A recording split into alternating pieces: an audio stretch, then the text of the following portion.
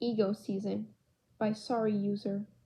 Summary: an alternate Quillock first meeting that leads to a first kiss. Adam isn't listening. He stopped listening about 20 seconds after the so-called Guardians of the Galaxy waltzed their way into the sovereign palace. Still, he stood beside his mother's throne, watching her mouth move, yet not hearing a single thing. And it's all due to this Star-Lord. He was warned. As a matter of fact, his mother had sat with him the night before, warning him, preparing him, and Adam had just shrugged it off.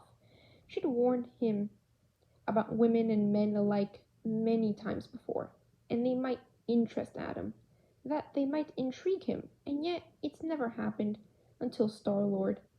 He'd walked in and immediately owned the place, making Adam fault within seconds. It's difficult for Adam to account for the green woman or the gray man or the scruffy-looking animal or even the infant tree.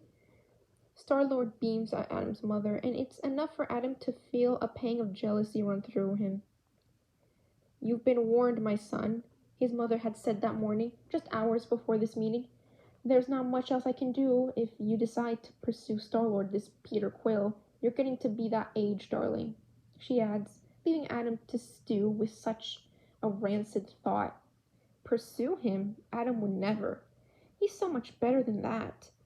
What with the way his mother had painted Star-Lord, Adam could never think of being anything other than mutual acquaintances with this man. He's cocky, roguish, sassy, reckless, everything Adam can't stand in these guests. He'd already decided on the level of glare he was going to keep directed at Star-Lord the entire time. Then Star-Lord had strolled in, and Adam's gaze had softened. Though it's something quite embarrassing, and Adam's quick to fix it. He isn't quick enough for his mother not to notice. She sends a brief look up at him. Something sly, eyes narrowing, a look that tells Adam he won't hear the end of it later. His mother's speaking, and he should be listening. He was told to keep note. So he definitely should be listening, but Star-Lord is opening his mouth to speak, and Adam feels himself leaning forward ever so slightly, anticipating what the man has to say. "I guess I prefer to make people the old-fashioned way," Quill says, breaking something in Adam. "Please do not speak to my mother in innuendos," Adam says, unable to stop himself, his ears near to bleeding from hearing this man talk in such a way, and though he steels himself, prepares the words in his head, thinks the sentence over and over again, they still seem to leave his mouth shaky. Star-Lord seems startled to hear Adam talk. His eyes flicker from his fellow guardians to Adam's mother, then finally upon Adam again. "Sorry, He starts, nervous eyes gliding over Adam's figure so easily. It's difficult for Adam not to feel so seen. "To be fair, I didn't think you were real. You're like a statue, dude." His hands come up in a sort of defensive open palm gesture. "Oh, then you'd have flirted with her that way had I not been real?" Adam asked, threatening, taking a step forward, only for his mother to rest a hand on his arm, halting him. "Well, no, if I had known you were real from the beginning, I would have flirted with you that way," Star-Lord says so easily, clasping his hands in front of him and focusing hard eyes on Adam. Any words Adam had thought about saying died in his throat. All the nervousness Star-Lord had previously shown swept away. The green woman shoved an elbow into Star-Lord's side, yet the man ceases to grin.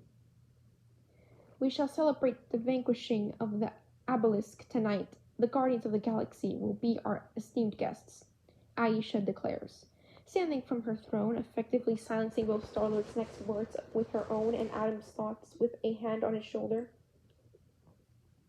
He's quick to avert his gaze, letting out a trembling breath he had no idea he was even holding. "I'll have my soldiers show you to your rooms to rest until tonight's festivities, Guardians. Once again, we thank you." And with that, the Guardians of the Galaxy are whisked away, but not before Star-Lord can send a wink Adam's way. He's never blushed before, never felt his body warm up the way it does, or even felt the actual existence of his heart, yet with just a wink, Star-Lord makes Adam feel all the above, and much more. "Mother, you must send them away," Adam whines, following quickly behind Aisha. "They cannot stay here. He cannot stay here. He feels as if he's near hyperventilating, his heartbeat quick, his palms sweating, his breath quick and hollow. The feeling is horrid, and all due to one man. She turns on him just as they near the door to his chambers, nearly frightening him into pause. I warned you, did I not? And since you've decided not to listen, you must suffer the consequences. She's smiling as she speaks, bringing her hands up to cup Adam's face. Now, stop all this pouting. Go and freshen up. You look like a mess. She pats his cheek before continuing on to her room. After she retreats into her chambers, Adam is left to panic alone with no idea as to why he's panicking in the first place. He was made to be perfect. He is everything anyone could ever ask for, handsome yet pretty, fit yet slim, unyielding yet obedient. He checks all the boxes and then some. Yet all that confidence comes tumbling down when he thinks of Peter Quill. It doesn't go away, not even as he's following closely behind his mother again while they make their way towards the festivities as were promised. If anything, it gets worse to the point where Adam is imagining scenarios involving him and Quill. Adam zones out pretty much the entirety of the night. Abandoning his duties permanently through the festivities, he finds himself still thinking about Peter Quill, dreaming about him in his eyes, open posture, unacceptable pupils nearly glazing over. He'd shake his head, ridding himself of such thoughts momentarily, only to go right back to thinking about the man. Can I get you something to drink? The voice of Adam's desires startles him out of his thoughts. It doesn't say anything at first, merely stares at Peter Quill standing beside him. The warmth of the man's body is intoxicating already. Adam nearly feels himself begin to lean in. Adam's eyes quickly flickers back to the celebration. Adam doesn't drink. The taste of alcohol on his tongue is disagreeable with his brain, but he can feel Quill looking at him with bright eyes and that obnoxiously cocky grin, and Adam just can't seem to say no. That would be nice, he says, though it's a lie. It would not be nice. It will most likely cloud his judgment, which would lead to another lecture from his mother, entirely unfavorable. He lets the cold cup cool his moist palms, trying his best not to focus on the way Quill's fingers felt brushing against his own. We got off on the wrong foot, Quill says, whispering, confusing Adam as to why he's whispering. The saying confuses Adam much further. He looks down at his boots, finding that they are in fact on the right feet, then back up at Quill with a questioning tilt of his head. No, not... Wow, you're adorable. Alright, so this is what I'm working with. Okay, then. He mumbles, taking a sip of his drink as a way to center himself. Adam watches him in fascination, unable to stop himself from asking, Is the green woman your lover? The question causes Quill to sputter into his beverage, coughing, and bring a smile to Adam's face. The question has surprised him, and it brings a sort of glee to Adam. Gamora, my lover? No, not a chance. If we're not on a mission, odds are she's trying to kill me. Quill clears his throat, attempting another sip of his drink. He seems to come to a conclusion quickly, right before Adam's eyes. He says, You want to get out of here? His eyes are squeezed shut as he speaks, only opening them once the last syllable has left his mouth. Get out of here? Adam's brows cease, confused. I think my mother would notice her son and one of her esteemed guests missing. Yeah, well, Quill looks over his shoulder to find the gray one, Drax, with the tree on his shoulder, having some sort of conversation with Adam's mother. She looks busy enough. Will you show me your ship? Adam asks. Quill looks pleased at the question. Absolutely.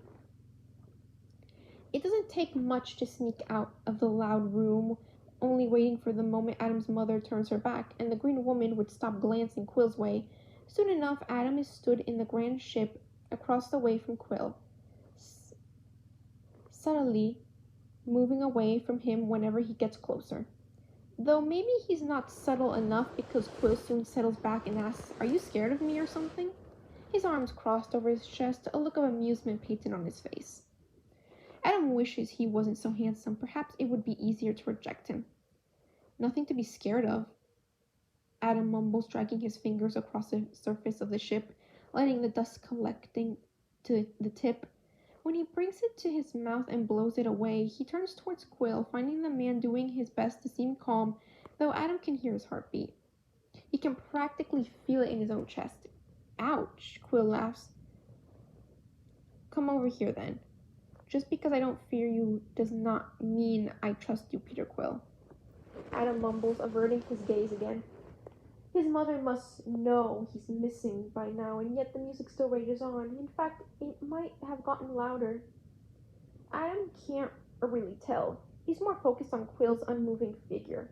Sitting back against something that looks so complex, Adam thinks it wouldn't be safe to even look at, let alone sit on. What can I do to get you to trust me? Quill asks. Speak of what your intentions are with me, Adam answers. That's easy. Right now I intend on kissing you, Quill says too quickly, if you'll allow me. Kissing me? The words feel foreign on Adam's tongue. He has no idea if he's meant to be intrigued by such a word or afraid. Should he shift into attack mode or settle down? He's conflicted, to say the least, and he still doesn't know where to look. So he settles on looking through the windshield of the ship towards the palace, the building practically looming over him as his eyes bore into it. Quill stands up straight at that, pushing himself off the complex board of buttons and causing Adam's eyes to whip back onto him. You've never been kissed before? He almost sounds excited. It's something that immediately has Adam throwing his guard up. Adam suddenly feels self-conscious. The way Quill is staring at him now is nothing short of shocked. Is that so astonishing? The words come out more annoyed than Adam had hoped to convey so openly. He is annoyed. Quill is staring at him hard now, and it's becoming more difficult for Adam to hide himself when it's only them. Yeah, it definitely is. Have you seen yourself? Adam narrows his eyes at Quill, his fingers fumbling with the hem of one of the pilot's seats. I have. I do so every day to ensure I am up to standard. He says, like it's obvious. Lucky for you, Quill murmurs. You want to kiss me? Adam questions again, watching as Quill slowly makes his way forward, all while Adam watches him. He peers at Quill. I'll allow it, he mumbles. He studied the art of kissing, though it doesn't look all that appealing. The videos he'd seen of the act seem harmful, though it's difficult for Adam to believe Quill could cause him any harm, which is dangerous in of itself. Quill stops in the middle of the ship, eyes narrowed. Do you know what that is, kissing? He asks. Adam makes a face of being insulted. Of course I do. I've done my research on your kind. He crosses his arms over his chest and attempts to find himself away.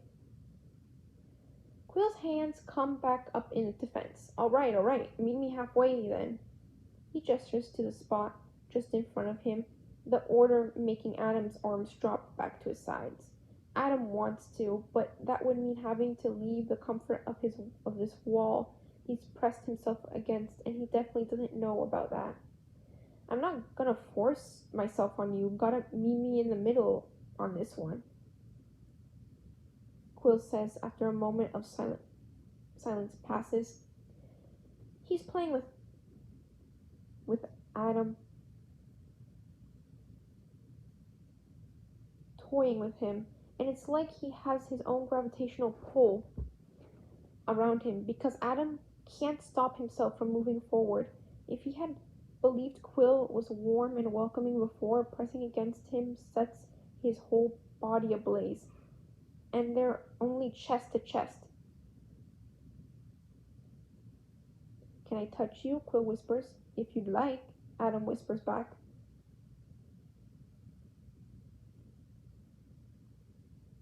Quill smiles. I'm asking you. Yes, Adam practically gasps out.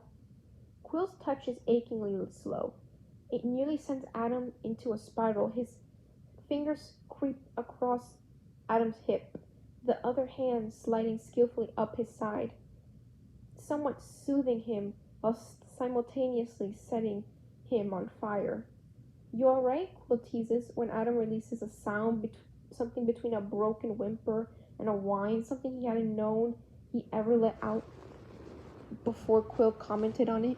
I'm fine, Adam mumbles, barely parting his lips. You move quite slow, are you aware of that? Quill laughs at that. I am aware, yeah. When he leans in, all Adam can think to do is freeze as Quill closes the distance between them. His lips are soft against Adam's. It's enough to send an electric shock through every part of his body, from his brain to the tips of his fingers and to his toes. Quill's the first to pull away, while Adam's the first to dive right back in. His hands fly up to cup either side of Quill's neck, hungry for it, bashing their noses together in the process, and maybe it's because he has no idea what he's doing, but Quill chuckles against his lips. Pulling away, fingers gently where they tap against Adam's hip and at his wrist. Slow down, there's no rush, Quill says, calm, low, guiding Adam back in for a slower kiss this time around. Relax, alright? He mumbles just before pressing their lips back together in something more sensual and slow than before. Adam gets the rhythm of the kiss this time around.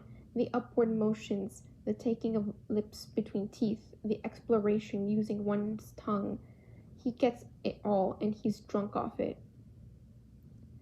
I want more, Adam says, pulling away, only to grasp for air and gain some distance, some control in the moment. Your mother would kill me if I gave you more than that. Quill replies, watching Adam stumble away. Adam leans against the opposite wall in no time, glaring at Quill from across the way, savoring the man's grin. You're horrible for doing this to me, but you're right. She's most likely noticed us missing by now. We should head back then, Quill nods. Adam doesn't really want this to end. Pair that with the fact that he's used to getting his way eventually, and it's a recipe for disaster. Unless you'd like to go back to your room and retire for the evening, he asks, not truly suggesting something forthright, but seeing where it takes them. And takes them far it does. Quill stands up straighter, and he says, depends. You gonna show me the way? It's a pretty big place. He takes the bait effortlessly and without a fight. Adam looks at him, astonished by this man before him. You've a death wish. Makes everything more exciting, don't you think? Lead the way, Quill gestures down the ramp of the ship. End of story.